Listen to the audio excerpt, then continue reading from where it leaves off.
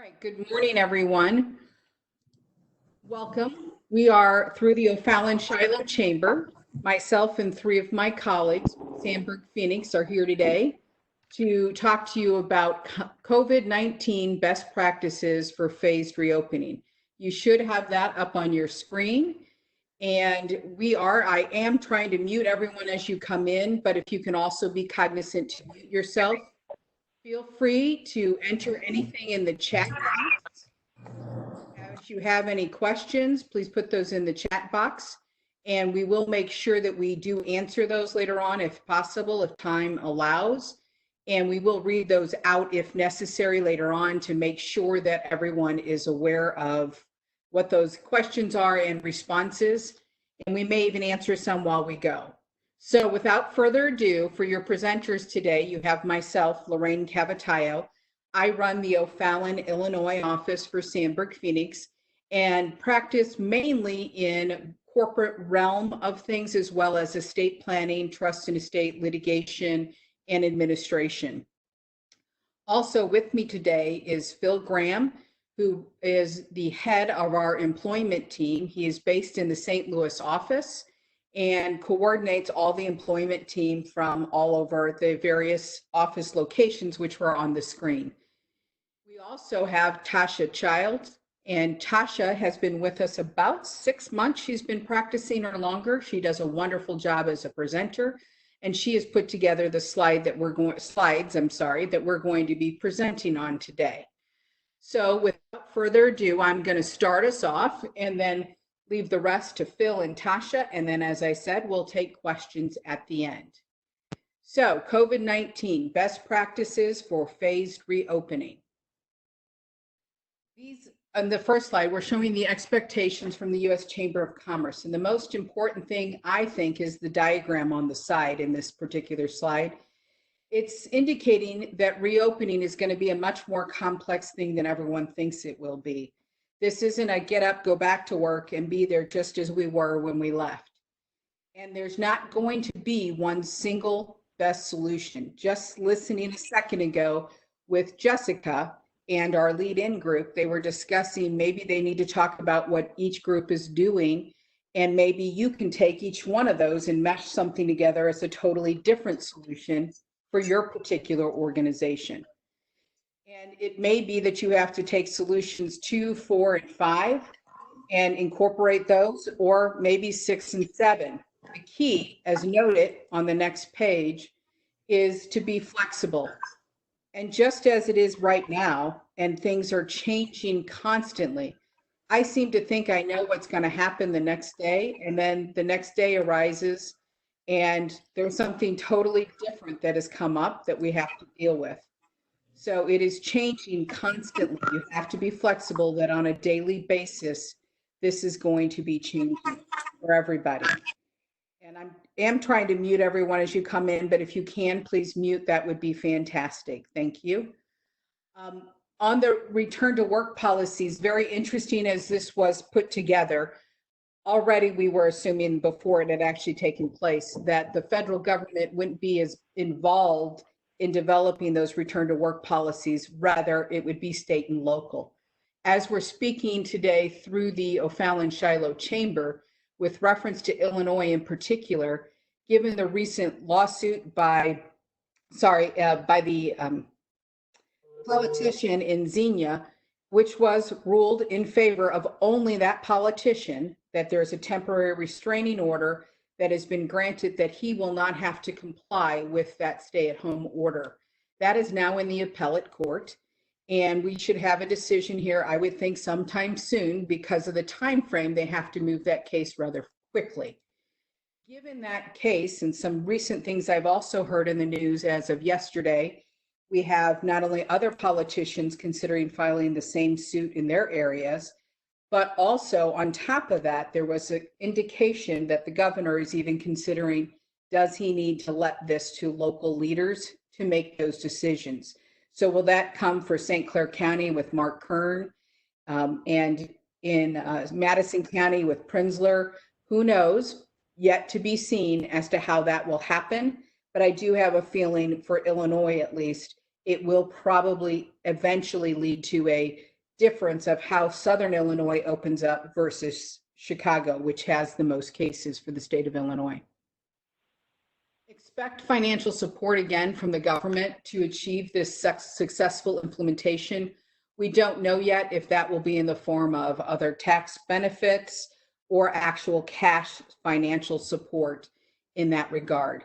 At some point, they may run out of funds, but we're hoping there's a little more left in order to provide some funding for some of these protocols. For example, best practices to permit safe and successful return to work on the next slide that we have is you're going to have thermal screening protocols, which seem to be the least evasive, but that would mean that you have to actually take temperatures of employees, make sure no one is infected that has come into the office, and make sure that if they are, you send them home and make sure that you're protecting the other individuals in your office from being able to contract COVID-19 from a fellow employee. Also, you're going to have a use of COVID-19 testing by employers or third parties. This is going to be very interesting. There was also a story the other day in the paper and on the news that there's a doctor, I don't remember where they're located, but they have privately purchased a lot of tests and are providing those personally at their own expense to individuals because in the state in which they reside, they can't get the funding fast enough and the test available to those that need it. So you're going to see, though, employers reaching out to do those tests and or third parties so that they can guarantee that a test is done and that they can receive the results, which may cross into some questions on HIPAA. The third best practice would be requiring personal protective equipment and training. Ironically, just this morning, I saw, I got a Gmail from Brighton. Some of you that may know me, I have a Brighton necklace I wear a lot. So got a Brighton email. They have special masks now that they're selling through Brighton as well. And I think we'll see that in all types of different stores online, etc., selling these decorative masks and gloves so that people can comply with this protective equipment.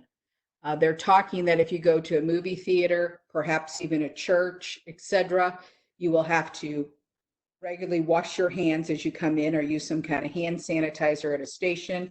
You will then have to put on a mask or be provided with a mask. The issue of, is it clean, is it not, is it disinfected, etc. But have a mask on in order to participate wherever it is that you're going. You will have to adhere to social distancing, regular hand washing, and disinfecting of surfaces. That could add a whole nother complexity to some of your current employees that you have, depending upon the industry that you're in. If you take in meetings from the public, as we do, and I have a client meeting with someone from the public in my conference room, one, I'm probably now going to have hand sanitizer on the conference room table so the clients and or myself can sanitize their hands at that point. Then on top of that, I'm going to have to make sure that I have staff that can disinfect that conference room so that when the next person comes in, it is already disinfected from the prior meeting that was held earlier in that particular room. So we'll add to the cost as far as having supplies for cleaning, etc. And you can't just rely on that cleaning service that comes through at the end of the day to clean it. You also have to expect and be ready for whatever clients may suggest they want. For example, as this was unfolding before we went to virtual workplace at home, I had a client come in with his own bottle of hand sanitizer. He not only sanitized his hands, but we have a glass top table. He sanitized the glass top table everywhere around him with the hand sanitizer to make him feel comfortable that he was safe in that environment. He also did the arms of the chairs. So we have to be prepared that individuals will be doing different things to make themselves feel comfortable in that environment. Also, staggered work schedules. You may have individual spaces within your office space where people aren't 6 feet apart and share certain resources. So you're going to have to develop a protocol if they share, say, for example, a printer. How are you going to handle the printer and how that's used and touched by individuals and or sanitized between uses by different individuals? Also, we still have the issue of accommodating individuals with school-aged children. So how do we allow them to still be able to do what they need to do, but also be able to provide the work? You may have to do things such as Monday, Wednesday, and Friday, employee A is in the office and employee B is working from home, and then they flip flop on Tuesdays and Thursdays. Those may be things that we have to deal with as we go forward, or we may have to be restructuring office space and looking at the leasehold tenant improvements on our various contracts and leases if we can have the landlord make adjustments within the design of the building, just like they have done with grocery stores and other things. Are we going to have to develop other protocol for those types of situations where if employees too close to each other or perhaps to the public? Also, requiring employees to self-quarantine for 14 days prior to returning to work if they've traveled recently. And when we say traveled recently, when this all started, recent travel, generally speaking, initially was out of the country. Then it became travel at all in the United States, flying, etc. Then it became if they even traveled too far from home. So travel has changed significantly in this definition of where you would require a self-quarantine. Our office has a policy, and I don't mind sharing it. We require all of our employees to report any travel, and we have one individual in the office that takes in all that information, and they keep a spreadsheet. So if something does happen, that individual could track if they came in contact with other employees, etc.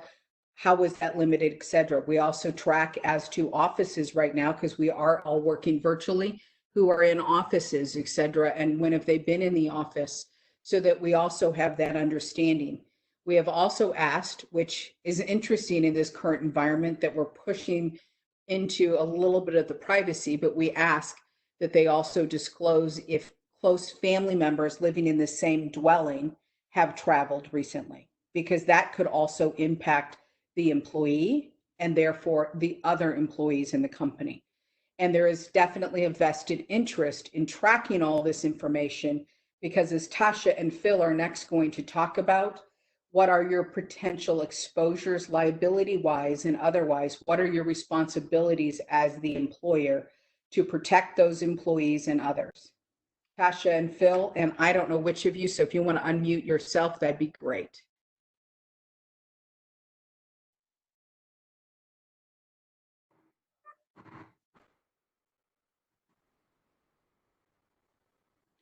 All right, there we go. I did it finally. Good morning, everyone. I'm Phil Graham. Um, Again, thanks for the introduction, Lorraine, and for kicking us off. And it's good to be with you all again. I wanted to make a comment on what Lorraine was talking about, just sort of a 50,000 foot type comment on it. What's really apparent is this is not going to be simple. We're going to kind of get to see a little bit how this works on the Missouri side, since it's going to be opening up in at least parts of the state of Missouri starting next week. So we'll get some idea to see how some of this works from that. But it's complex. I think the thing that's apparent is there is not going to be a silver bullet.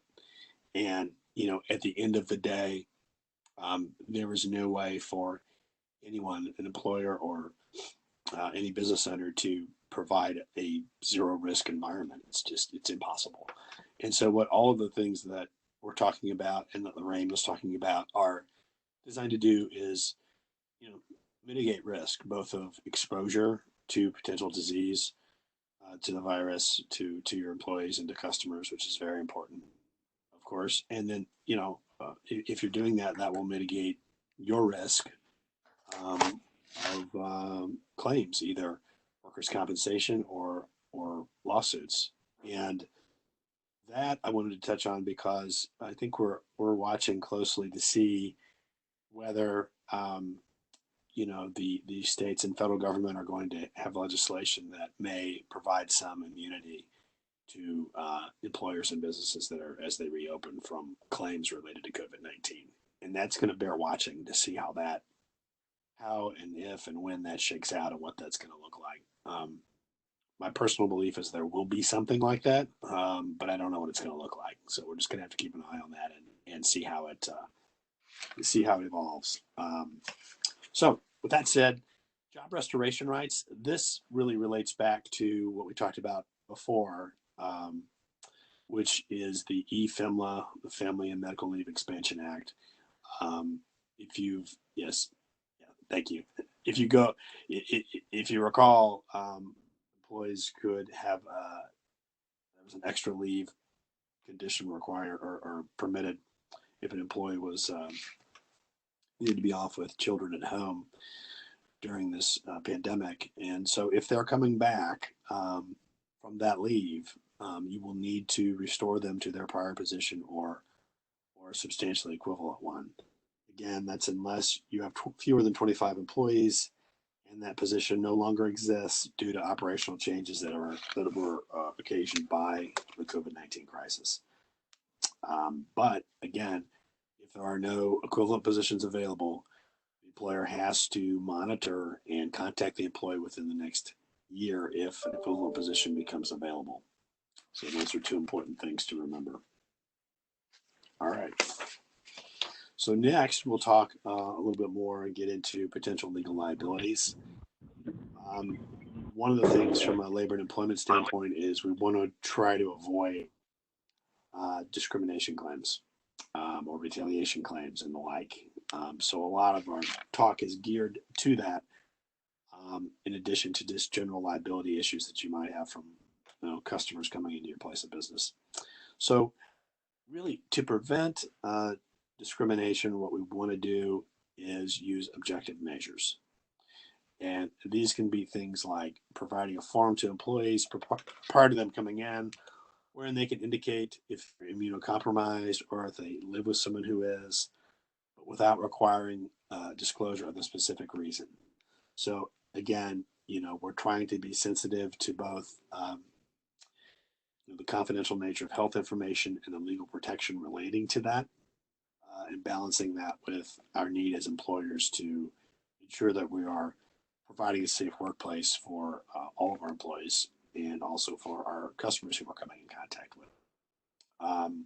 Other things that may be considered that will be helpful will be allowing only so many employees to enter the worksite per shift, splitting up shifts.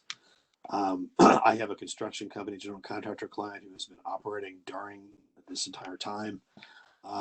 They have been doing a variety of things, including that. They have been splitting their workforces up and they've been working at different times than they would otherwise, just so they have fewer folks on the job site at any particular time.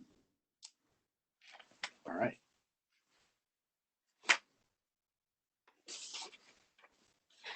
All right, I touched on this already, but health privacy. Anytime that you are going to be inquiring of your employees about issues pertaining to health and their condition, do not require disclosure of underlying health issues, underlying disease process, things like that. You're really only going to be asking about overall broad issues such as, are you immunocompromised? Have you been tested positive for COVID-19? Things of that sort. We don't want to delve into any underlying process that might be there, because then you may get into issues with HIPAA and other laws preventing disclosure of confidential health information. Employers can disclose to their other employees that an employee of their business has tested positive for COVID-19. However, you must not disclose the identity of that employee to your other employees.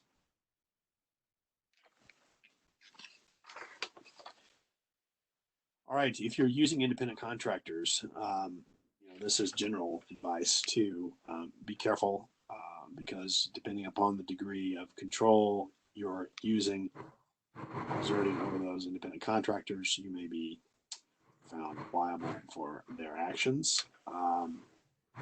So, for example, one of the theories that gets used is, are you providing tools to perform the work? That's one of the factors that gets examined to determine if an independent contractor should be treated as an employee.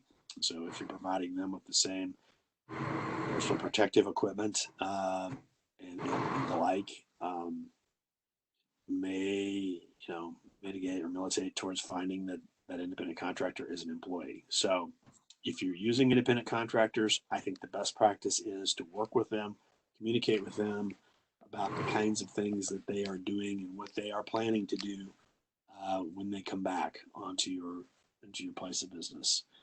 So I would, use this time now to get a good jump on that and get with those independent contractors that you're using and find out what their plans are, and you can kind of help them with that. Make sure that they're doing what they need to be doing. And I think I jumped into Tasha's slides there, and so she's going to take over next. Thank you, Phil. So continuing on with this discussion regarding potential legal liabilities, we did want to address employment practice.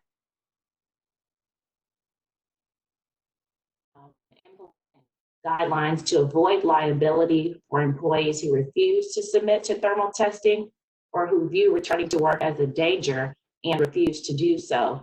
You definitely can set out your expectations, give them notice of when they are to return to work, give them notice of the health protocols that you plan to implement.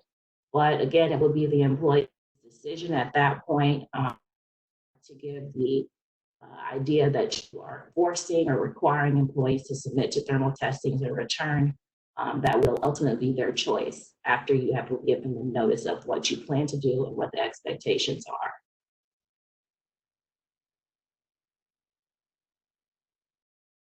You also want to give some thought to exposure liability, product liability, and medical liability claims that an employer has not provided sufficient measures to protect employees and customers.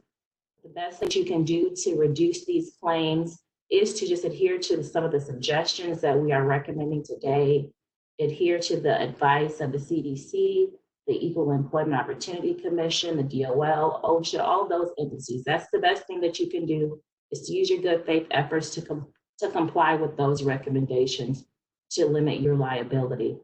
Prior to creating, I really had been getting thought to securities. We may see an increase in that for publicly traded companies and claims of misleading investors. So during this time, you definitely want to be forthcoming with the financial status of publicly traded entities to prevent increased securities litigation.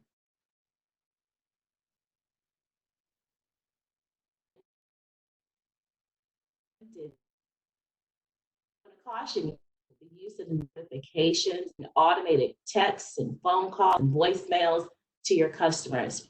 Overuse of that can run the risk of being in violation of the Telephone Consumer Protection Act. So be careful with that use. And with the issuance of payroll protection loans, we may see lawsuits filed against lenders with allegations that loans were issued to non-qualifying businesses and individuals in violation of the False Claims Act.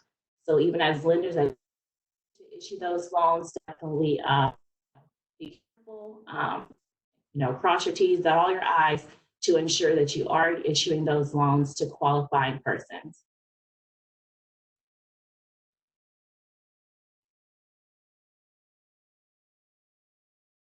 Legal liabilities, but we anticipate some employer liability protection in the form of safe harbor clauses set forth directly in executive orders and in new legislation that's tailored specifically to COVID-19. Aside from these harbor clauses, again, your best bet to reduce your liability is to adhere to governmental guidance concerning recommended protocols to protect yourself, your employees, your customers, by using your good faith efforts to reduce your liability exposure. We wanted to talk about the Equal Employment Opportunity Commission. It has guidance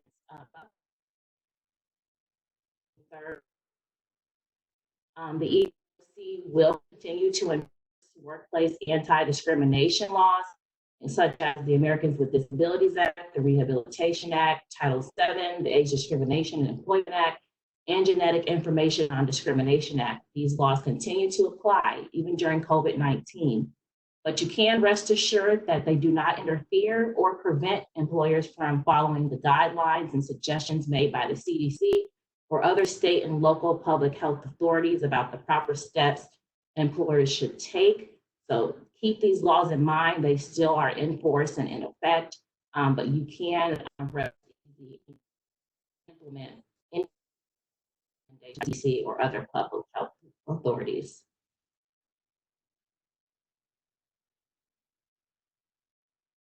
We also want to take a moment to discuss a little bit more Disabilities Act with people returning to work. The ADA does permit an employer to make disability-related inquiries and to require medical exams if they are job-related and consistent with the business necessity. These inquiry exams will meet if they are necessary. Employees with medical condition pose a direct health or safety. Additionally, employers can ask workers about potential COVID-19 symptoms, as Phil discussed, and can take their right.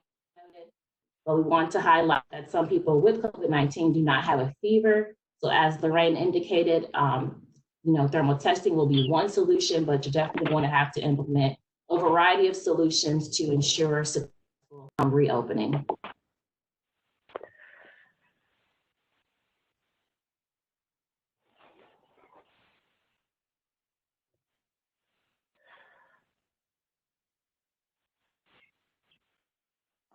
Thank you. As Tasha was talking about, there's guidance from the EEOC. It can be found on their website.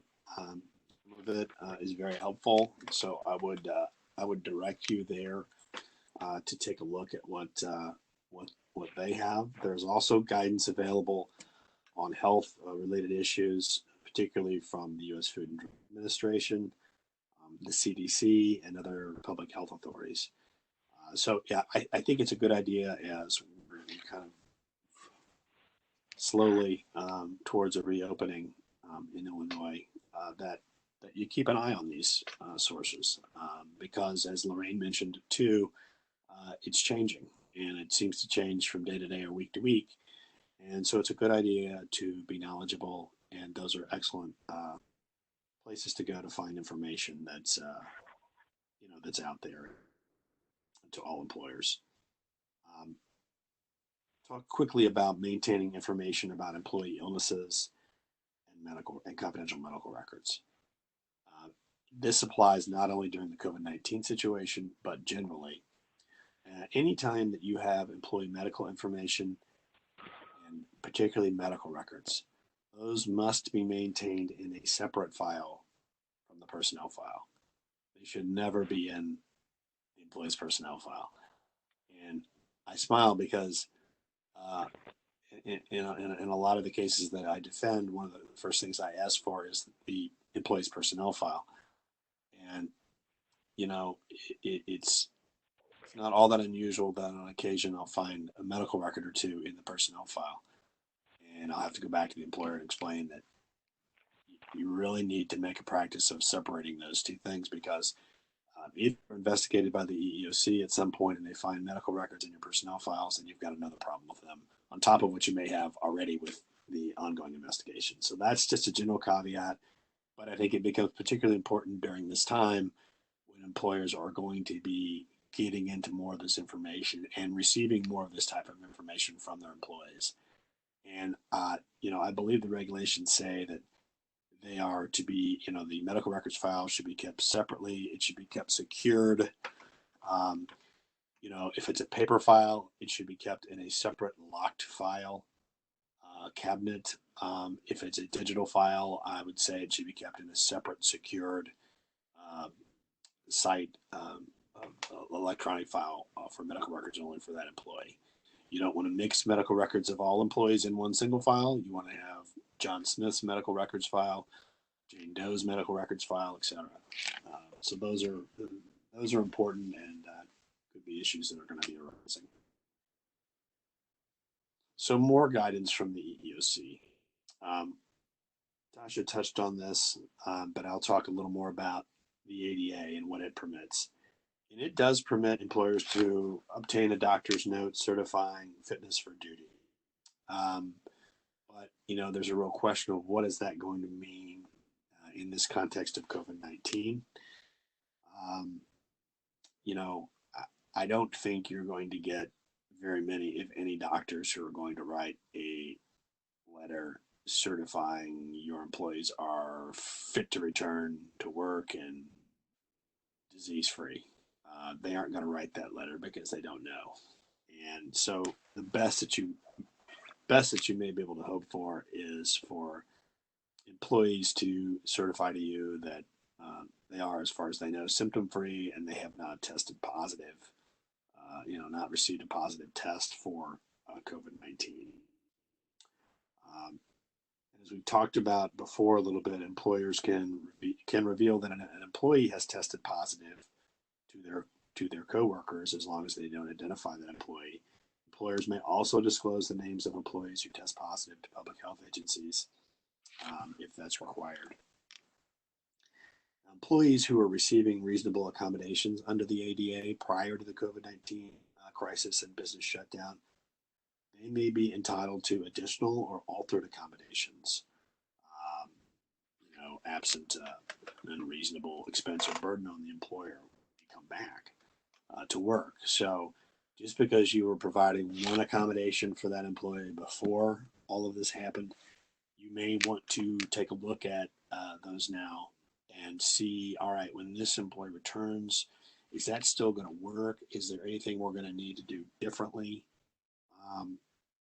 And also consider if you've got those employees who are working remotely, are there different types of accommodations that they may need with that type of circumstance?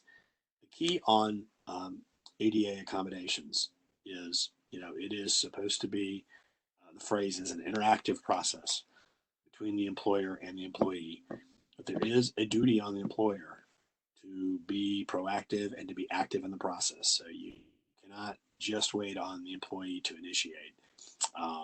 If and you, particularly if you've been providing an accommodation, you do need to be ready to be proactive and reach out if necessary to discuss what that employee might need.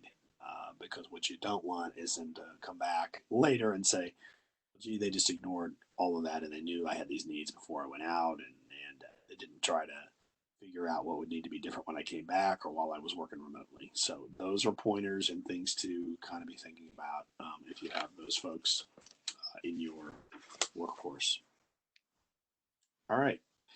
Now, guidance from the CDC and tips on prevention.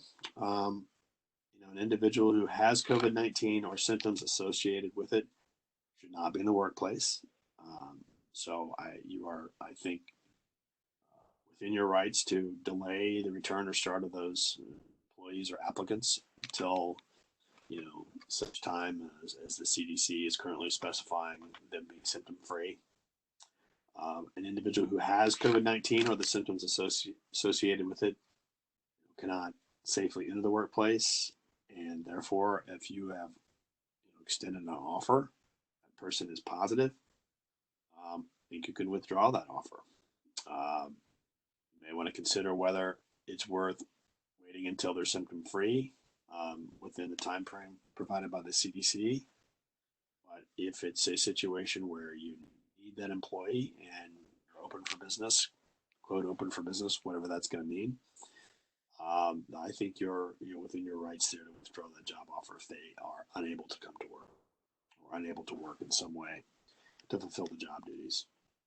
You might want to consider low-cost solutions of providing reasonable accommodations with those who request reduced contact with others due to a disability or otherwise, simply to minimize your potential risk of liability. And, if you've been in a grocery store or Walgreens, you've seen some of these things, one-way aisles, using plexiglass at counters,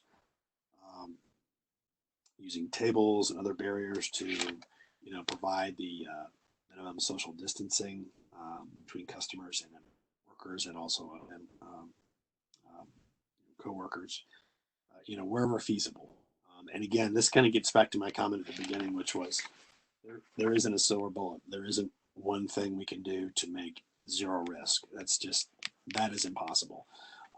So what it's going to be incumbent on employers and business owners to do is to take all reasonable measures that they can under their circumstances to mitigate and minimize the risk. And that's what you want to be thinking about. All right, some anticipated difficulties for reopening that you'll want to consider depending upon your business circumstances. Obviously, it's going to be most difficult for those businesses dependent on high density gatherings, volume and travel, things like restaurants, movie theaters, etc.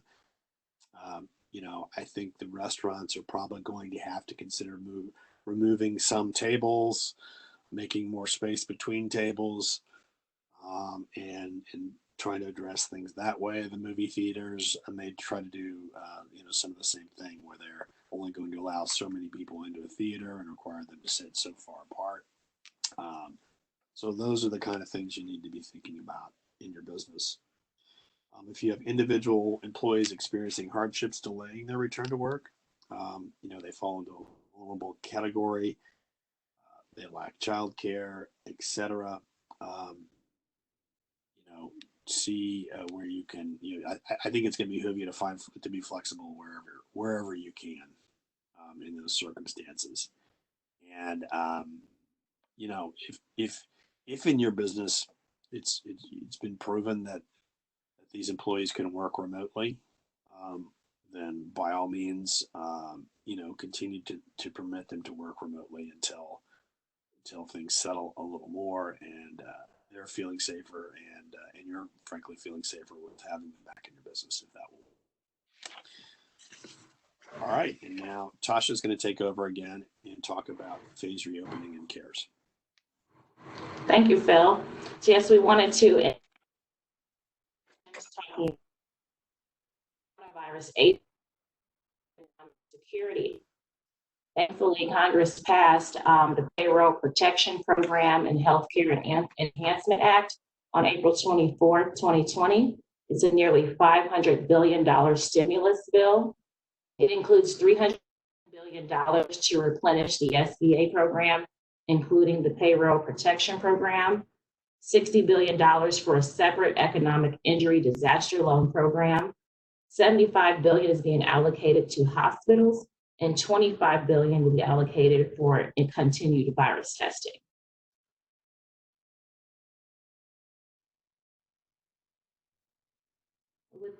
With the extension of the CARES Act, we wanted to address issuers for borrowers. You definitely need to become familiar with your loan's terms, which will be stated on your lending documents. Review those and do your best to get an understanding of your loan's terms. You should see an interest percent with a loan term of 24 months. And there is a 6-month deferral period for payments. So that is within 6 months after your first loan disbursement, that's when your first payment will be due. And everything that we've discussed in this presentation, documentation, adequate and up-to-date documentation is vital. So with respect to your loan proceeds, you should be recording them as cash on your balance sheets. The current portion of your debt should be recorded as a current liability, and the portion of the debt extending beyond 1 year should be recorded current liability.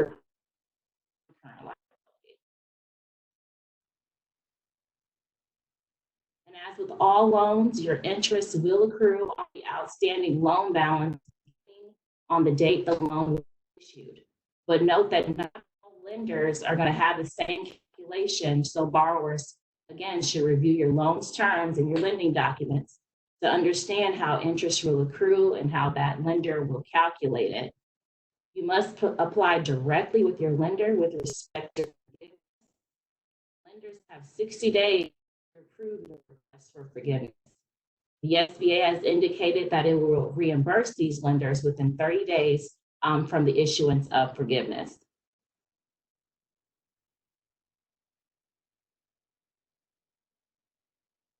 Okay. On the payroll protection loans. Thank you, Tasha. All right, so I'll pick up and we'll talk about the Payroll Protection Program, loans, and forgiveness. This has kind of been a hot topic with a lot of our employer clients who were able to obtain the PPP loans before the money ran out the first time, which happened very quickly. So the lender has 10 days from approval of the loan to start dispersing the funds to an applicant. And the eligibility period for forgiveness ends 8 weeks after the lender distributes the loan proceeds. And while there's no due date to apply for forgiveness, borrowers should start either now or immediately after the end of the 8-week forgiveness period to begin that process.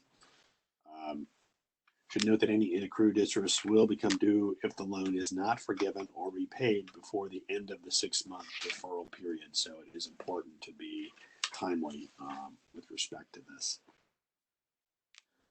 So the real question is how much of the loan can be forgiveness. The forgiveness amount is the amount spent during the 8-week forgiveness period on eligible expenses, capped by the principal amount of the loan plus any accrued interest. There is a 25% limit on the use of loan proceeds for non-payroll expenses. So it'll be things like your mortgage, your business mortgage interest, rent and utilities, interest on debt obligations that are eligible. So, the bulk, 75% or more must be on payroll expenses, eligible payroll expenses, in order for those loan amounts to be forgivable. There may also be decreased eligibility for forgiveness if employers do not rehire or reestablish their average full-time equivalent employees by June 30th of 2020, or if the employer reduces overall payroll by more than 25%. If you can meet your average full-time equivalents with less employees, then that's okay. So these are, going to be real particular things that government is going to look at as far as loan forgiveness. And the full-time equivalence issue is, of course, the purpose behind this program was we were sort of putting the economy in this induced coma for a period of time. We're providing this money to allow businesses to continue to keep their payroll just as they were on the date that things were frozen, more or less. And then the idea is we're going to pick up when we start again. Now, this is obviously going to be very messy because there is no concrete start date or end date, and it's all a little bit in flux. And so employer, payrolls, hiring and bringing back employees, that's all going to be in flux and all going to be determined by how quickly things get going and how quickly businesses are able to revive themselves when they come back. But those are important issues to keep in mind as we go through this. All right. So some final recommendations with respect to the PPP program. And I think I mentioned this before when we spoke, but maintaining accurate documentation of your use of the loan proceeds is critical. Work with your lender, work with your CPA, work with your attorneys, but really document. Consider using a separate bank account for the loan funds. That'll help also in being able to trace what the monies were used for. And just remember, and again, I think I mentioned in our presentation before that I had one client I spoke with who was kind of talking in terms of well, aren't these really grants? And I had to say, no, these are not grants. These are loans, and you have the loan documents to prove that they are loans. So you need to be very careful to comply with the terms of the program and the terms of the loan documents in order to maximize your ability to obtain forgiveness from your debt obligations. I think that concludes our prepared remarks. We do really appreciate you allowing us to speak with you this morning and look forward to trying to answer any questions you might have. And I think just before we get into that, I think touch on a couple of things that Tasha talked about very well. I think the one thing that I'm already seeing and getting questions about is what do I do with employees who are afraid to come back to work? They are, concerned, rightly so. What am I going to do about those types of employees? And, again, I wish that there was an answer that would hold in all circumstances or provide, an absolute no liability position on it. But the only thing I think that I can say on that is you're going to have to look at the circumstances of each of those employees who may come forward with that what is their job? What are their duties? How can those be performed? Is there any way they can perform those remotely until those fears subside? Which I think, a little bit of hopeful thinking maybe from my part, but I think as time goes on, some of those fears are going to subside in those people, and those folks, and they'll be willing and able to come back. But I think that those are going to be some primary things that you're going to face. Do we have any questions at this time? You can unmute yourself to ask any questions.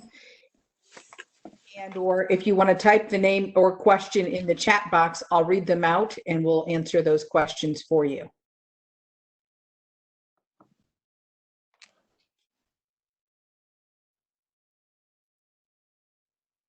I don't see any yet in the chat box.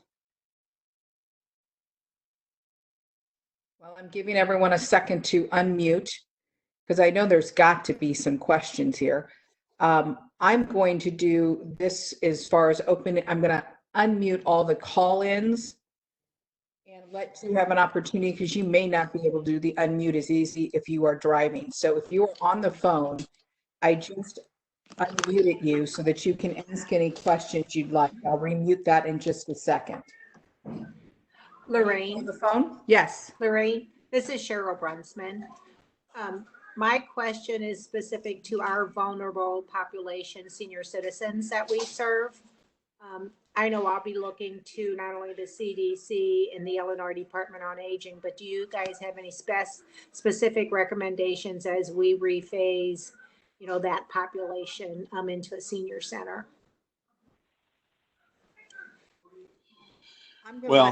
Go ahead, Phil. I was going to say, I think you're talking about the group that, from what I've seen, is perhaps the most at risk. And so I think your thought process on looking at what CDC and the Illinois Department of Public Health and Division of Aging are going to recommend or require is where you want to start. If you belong to any industry or trade groups, I would be in touch with them and see what guidance they're offering, what practices may be working in other places, what's been recommended by them, and that maybe in addition to those other sources and authorities. I think that would be a very good idea. And I think, obviously I think in those circumstances, and of course, I'm not a doctor or scientist, but we've all, I think, learned in this that, one of the things that's very important is keeping the environment clean. And by the environment, I mean the surfaces and the social distancing and those sorts of things are important. So I think to the extent you can be as sure as possible that you're providing a clean environment and providing, a basis for social distancing to be maintained with those folks, and you're following the other guidelines, then I think you're going to be doing about as much as you can. And, this is where I think, and we'll see how it evolves, whether there's any legislation that will help provide some, immunity from claims or lawsuits to, businesses that are in your circumstance. And Phil, I would add to that, knowing what Cheryl, a little more maybe about what Cheryl does, not necessarily specifically, but with the senior centers, I think you're going to have a couple of specific things related to your industry. One, the individuals that you have contracts with or volunteer that come in, not only one, checking them each time that they're coming in, but also you probably need to track what other locations they are volunteering at. And if you're working at several other, given what we've had with the crisis with the nursing homes in Illinois, I would venture to guess, I don't have any proof, but some of those infections have to be coming from employees, say a therapist or whoever that comes into this facility to meet with a patient and happen to spread the virus and then goes to another facility. They could start that in various locations. So you've got to watch your volunteers. I know you need volunteers and you hate to put too much effort on them, but I think you're going to have to. Plus, I think you're going to have to be slower to have too many seniors in one location. So how are you going to, because they want to interact with others, but you're going to have to figure out a way to have people 6 feet apart, and then your volunteers to make sure that they're not getting too close to those seniors, and the proper equipment to do that. Yeah, that's right. And it's interesting. Agree with- I'm sorry. with what Phil and Lorraine have said, and just to go over what we talked about a little bit before, definitely requiring the personal protective equipment for anybody entering into those facilities. They have to come in with masks and gloves, and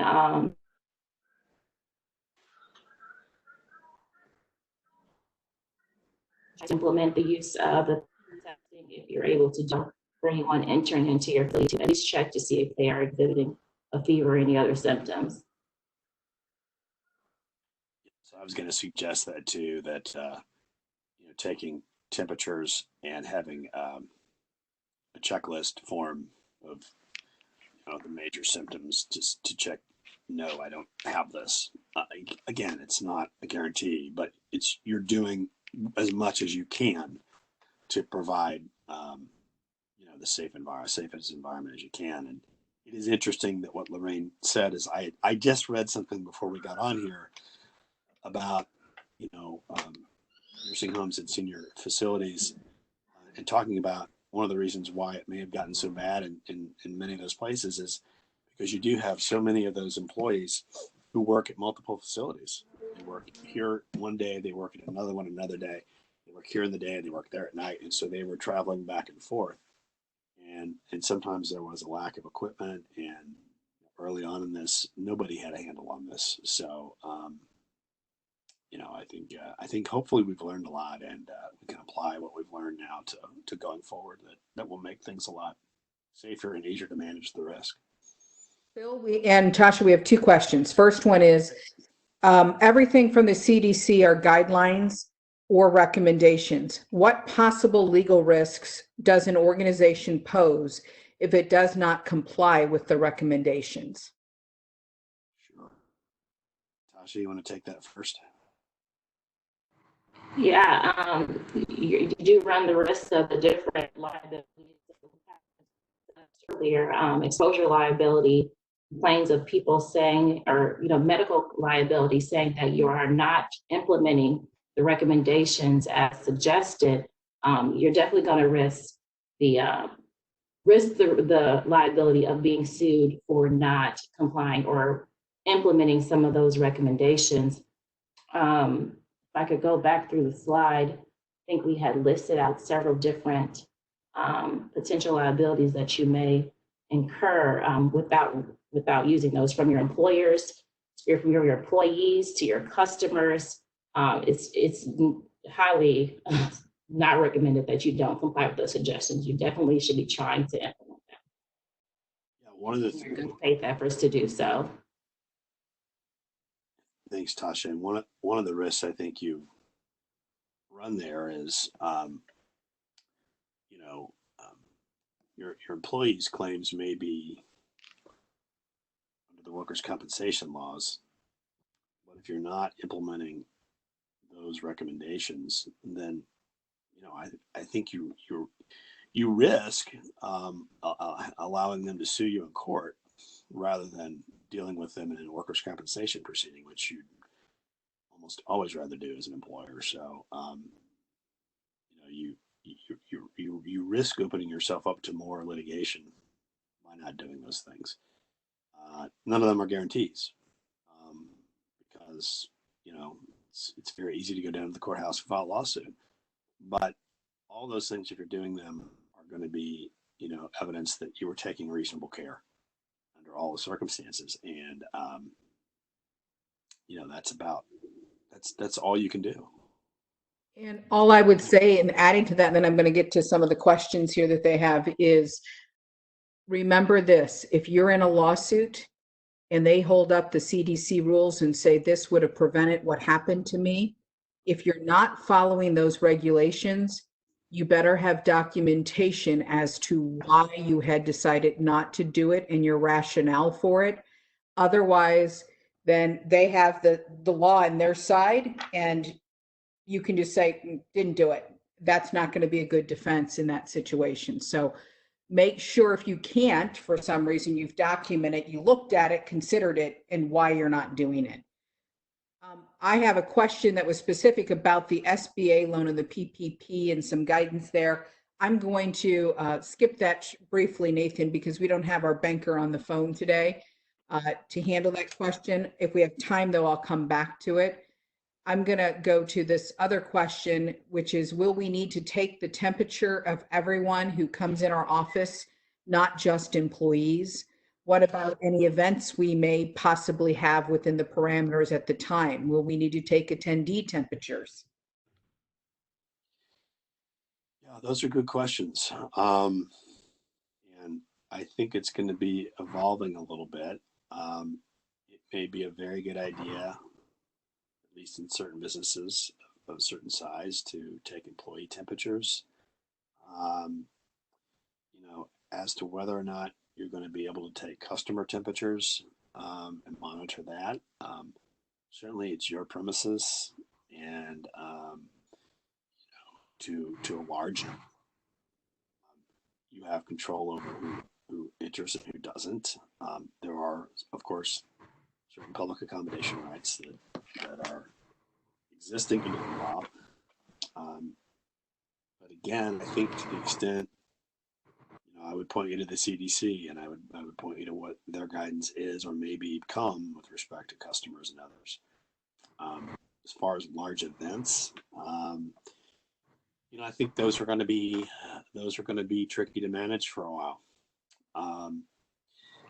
And again, have to be guided, I think, by the public health authority guidelines if you want to mitigate your risk of both exposure and potential liability as much as possible. So those are the things I would point you to.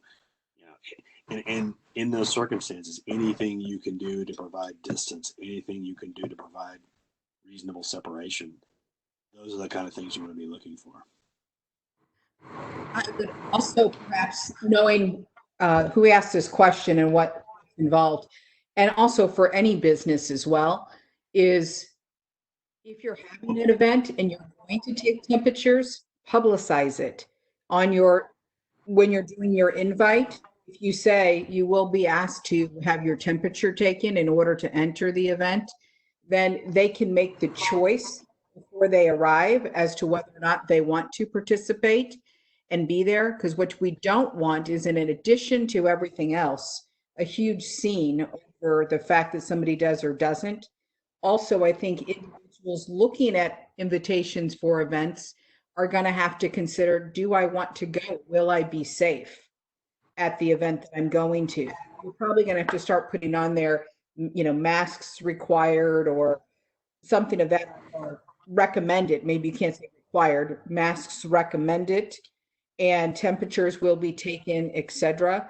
And have to consider safety, keeping a list of all those attendees. And why I say that for the particular question here is the issue that happened at the Chester factory for Gilster Mary Lee. That all resulted from an individual that attended an event with, I think it was 10 other people. And somehow none of them knew it was there, but one of them was infected with COVID and took it back to all of their different locations. And for Chester, I don't know exactly how many at the plant were affected, but it was a significant number for Chester. Mr. Welge, who was the president of the company, from that. So that's already been an issue on this side of the river and has been publicized.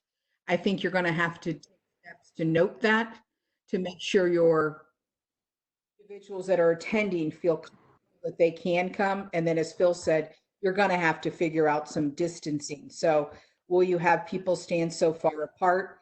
I will tell you an example of what people are doing. The courthouse, I was talking to one of the judges, and this is in St. Clair County. They have already marked, even though they're not open yet to the public, lawyers can appear, but the general public cannot. But they have in each room, there are benches where people can sit, the public can sit. They have marked those as every where someone can sit, which is 6 feet apart from the other. And in some down to 6 people can be in that courtroom at a time because of the size of the area. So it's going to be interesting to see how you do that. And you may physically need to mark it to make sure people don't violate it. Someone else asked on the copy of the presentation, it actually, we have recorded it as well too. Do you have thoughts on signage that should be posted? Anything generic that shows companies are adhering to recommended measures? So absent safe harbor legal protection specific to exposure liability, companies can point to something they tried to minimize exposure. Are we more at risk if we don't post about precautions? I don't think there's anything wrong, and I definitely encourage you to post, basically giving notice to your employees and giving notice to the public of the protocols that you're implementing. I think that's definitely a great idea and suggestion to go forward with, so that people know are as you're reopening and everything that you're doing to protect yourself, your employees, and your customers. I do not think that that is a requirement. I haven't seen that anywhere, but I think it's definitely a great suggestion to reduce your liability exposure. Yeah, I agree. I think as long as it's something along the lines of, you know, while there are no guarantees, here are the measures we're taking to comply with to make your visit or your time at work as safe as possible. And then list, what you're doing and where that comes from. I don't think there's anything wrong with that. I wanted to touch on one thing that kind of was mentioned earlier, and that was about masks and about distributing masks, providing masks to others. I think that's a potential area of liability. Unless that mask is brand new and in an individually wrapped package that's been sealed and unopened, I think if you're distributing masks, you do run a risk of potential liability if someone says, "Well, that mask was infected when you gave it to me." I think that's a real tricky area. And so, if you're going to recommend or require masks in your place of business, then I think it would be a best practice to either provide an unopened, individually wrapped mask yourself, or require that people bring their own mask, because then you're not at least going to be accused of having provided them with a dirty one. Thank you, Phil. And we are a little, to be cognizant of everyone's time, we are over our limit currently. I do want to say I don't necessarily have a good answer. I think it's up to each individual company, but a very interesting question I just have to phrase for the good of the group. Someone asked, where there'll be more than one person allowed in elevators? Great question. I think that the people that have an elevator in their buildings have to consider that, and if so, put up signage. But I think as the general public, you have to expect someone else to get in that elevator and be in that elevator with you.